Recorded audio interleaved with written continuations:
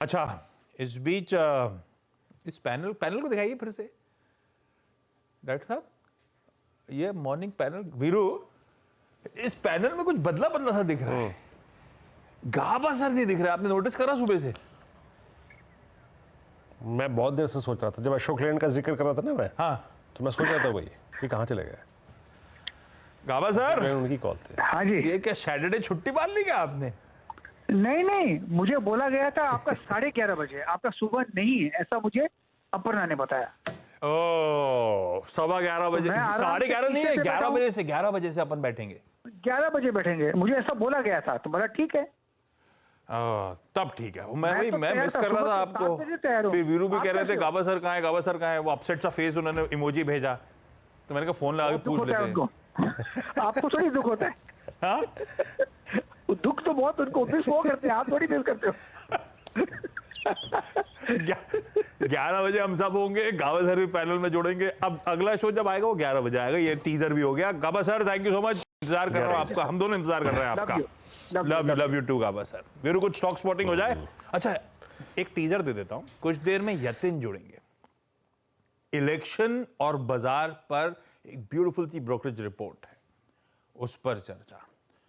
और इसी शो में आगे सुंदरम म्यूचुअल फंड के सुनील सुब्रमण्यम सर भी होंगे। तो इलेक्शन रिलेटेड, बाजार का मूड, फंड का अप्रोच, इन सब पे भी चर्चा करेंगे। इस बीच वीरू के पास चले कुछ और ताबड़तोड़ स्टॉक्स की चर्चा।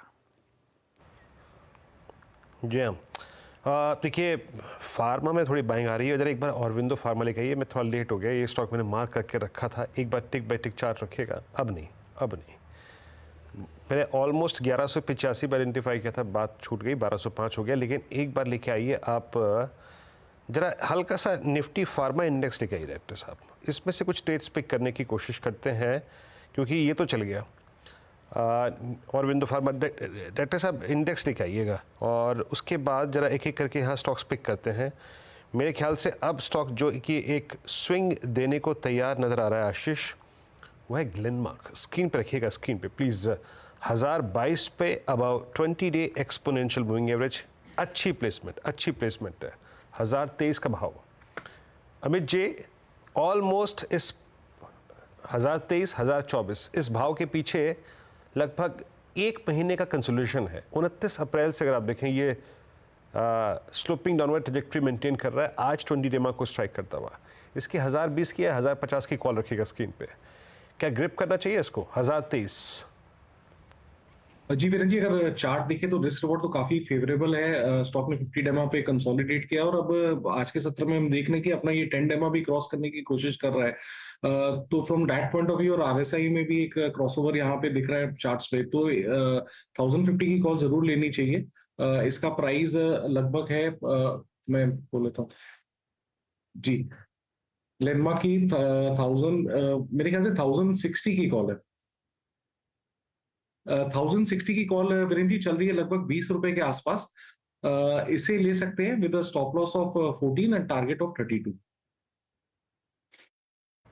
बिल्कुल। फार्मा में एक बड़ा मूव आ रहा है। देखिए ग्लेनमार्क फार्मा का भाव क्या हो गया अभी, मैंने क्या कितने बोला था, 1022 पे भाव स्क्रीन पे लिखाइए फ्यूचर का जरा एक बार। 1037 हो गया स्क्रीन पे, 1037 ऑलमोस्ट। फार्मा में स्विंग अच्छे खासे मिल रहे हैं इस वक्त, स्विंग आ रहे हैं। इसको कुछ देर में देखूंगा मैं। 1038 अब ऑलमोस्ट। रचना जी, आपकी फार्मा में कोई स्पॉटिंग? जी, जहाँ तक फार्मा की बात है तो यहाँ पे मूवमेंट तो आ रही है, एंड कुछ साइडस लाइफ वगैरह में अच्छी मूवमेंट है। और अगर उसकी बात करी जाए, फिलहाल 1103 पे है, और यहाँ पे अपसाइड पे 1120 तक ये जा सकता है अगर यहाँ से ये फ्रीज खुलेगा, और अगर दोबारा से ऊपर जाएगा तो। और उसके अलावा मैनकाइंड फार्मा में भी एक अच्छी मूवमेंट है। मैनकाइंड फार्मा में फर्स्ट डे ऑफ मूव है, तो यहाँ से 2130 की तरफ एंड 2140 की तरफ ये काउंटर जा सकता है। ओके, चलिए कुछ स्टॉक्स की बातचीत हो गई, और अब एक्सपर्ट्स के लिए जो रखा था चार का चौका, आई एम श्योर सब प्रिपेयर्ड होंगे, रेडी होंगे बढ़िया से स्टॉक आइडियाज के साथ। रखिए सबसे पहले सचिन को स्क्रीन पे और आज का बढ़िया सा सस्ता ऑप्शन ट्रेड। सचिन क्या सोचा? आशीष जी, एक्चुअली पहला प्रेफरेंस तो ऑरबिंदो फार्मा था एंड वहां पर भी मैंने भी थोड़ा सा ये मिस कर दिया है। ऑलरेडी अच्छी चाल बन चुकी है, बट सेकंड जो स्टॉक रेडार पे अभी अभी आया है वहां पर एक फॉलो थ्रू एक्शन अच्छी तरह बिल्ड हो रही है एंड स्टॉक का नाम है HAL। 4650 का एक इम्पॉर्टेंट क्लस्टर है, वो ब्रेक हो रहा है 60 मिनट चार्ट पे। क्लासिक बुलिश फ्लैग फॉर्मेशन है एंड जिस तरीके से इसका 4650 का कॉल ऑप्शन अभी फिलहाल स्टेज्ड है, लगभग अराउंड 127 के आसपास खरीदारी करने की सलाह होगी। स्टॉप लॉस आपको 108 पे लगाना है एंड 155 से लेके 190 तक के टारगेट्स यहाँ पर अवेलेबल हो सकते हैं। डिस्क्लोजर यही होगा कि पोजीशंस आप थोड़े से कैरी फॉरवर्ड करें इमीडिएट बेसिस पे। जिस तरीके से स्ट्रक्चर है, मुझे लग रहा है काफी बड़ी मूव यहाँ पर ऑलरेडी अनफोल्ड हुई है एंड एक अच्छे कंसोलिडेशन के बाद वापस एक नई अपटिक बन सकती है। तो आई थिंक 4800 4850 के पार जाने की तैयारी हो रही है काउंटर में, तो खरीदारी करनी है 4650 के कॉल ऑप्शन में। बिल्कुल। एक किसी भी स्टॉक का एक पॉइंट होता है, चाहे वो डेली पे हो, चाहे वो वीकली पे हो, चाहे वो इंटरडे हो। सचिन जी, बिल्कुल आपने सटीक टाइम पे पकड़ा। क्या खूबसूरत ब्रेकआउट पकड़ा आपने 4620 से 4644। रचना जी, आपका FNO सुपरस्टार क्या रहेगा आज? जी, FNO सुपरस्टार के लिए मैं IRCTC देना चाहूंगी। वो कल भी दिया था मैंने, 1100 के करीब था कल, अभी 1108 पे है। यहाँ से 1120 और 30 की मूवमेंट बन सकती है, पर ओवरऑल मार्केट में सब मूवमेंट्स बहुत स्लो होती जा रही है, तो उस चीज को ध्यान में रख के थोड़ा प्ले करें। 1120 और 30 का टारगेट लगा सकते हैं आप इसमें, और 1098 का SL लगा सकते हैं। ओके, IRCTC के में फ्यूचर्स। IRCTC आज कार्यक्रम की शुरुआत में सेठ साहब का टॉप पिक भी था। सेठ साहब के पास ही चला जाए भाई। सेठ साहब, चार्ट का चमत्कार कौन सा? जी आशीष जी, मैं नेशनल एल्यूमिनियम नैल्को के साथ जाना चाहूंगा। यहाँ पे वीकली और डेली स्ट्रक्चर काफी पॉजिटिव है, एक स्विंग हाई को क्रॉस कर रहा है। मोमेंटम इंडिकेटर्स और रेशियो चार्ट्स भी काफी स्ट्रॉन्ग है। यहाँ पे कल के सत्र में हमने डिलीवरी वॉल्यूम्स भी काफी अच्छे देखे थे। 197.50 का इसका लगभग प्राइस है। स्टॉप लॉस रहेगा 193 का और टारगेट्स रहेंगे 207 के। अब चलते हैं मिड कैप फंडा के लिए गौरांग जी के पास। गौरांग, क्या पिक कर रहे हैं आप?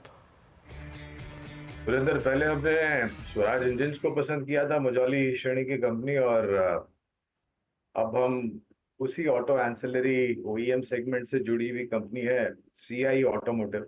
करीबन 500 रुपए के आसपास के मौजूदा स्तर है CI ऑटोमोटिव के, और बुनियादी दर के आधार पर हमें लग रहा है कि करीबन 20% के ऊपर के तरफ के दायरे, यानी कि 600 के पार आपको जाता हुआ दिख सकता है स्टॉक आने वाले समय में।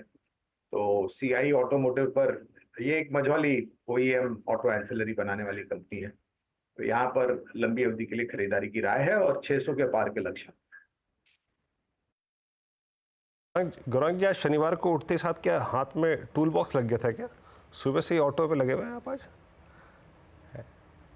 ये थोड़ी बहुत भविष्यवाणी ऐसे तो हम करते नहीं है, लेकिन नहीं, ये क्षेत्र काफी अच्छा लगता है। देखिए, एक बात है वीरेंद्र, कि अगर गाड़ियां बिकेगी तो टायर कंपनी के भी शेयर ऊपर जाएंगे, बैटरी बनाने वाली कंपनियों के शेयर भी ऊपर जाएंगे, और अहम पुर्जे या फिर आधुनिक उपकरण जो वाहन में लगते हैं उसके भी दाम ऊपर जाएंगे। और ये कंपनी इसलिए ज्यादा पसंद आती है क्योंकि जिस प्रकार से परिवर्तन हुआ है वाहन की सुरक्षा को लेकर के, और जो पुर्जे ये बनाती है, तो ये बहुत, और सिर्फ स्थानीय मार्केट में नहीं, एक्सपोर्ट मार्केट में एक बहुत बड़ी अपॉर्चुनिटी है।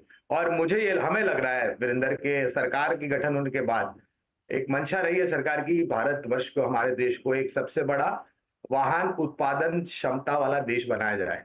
तो अगर ये मौका आता है तो मेरे ख्याल से auto ancillary, tyre, battery manufacturing companies को बहुत बड़ा फायदा होगा।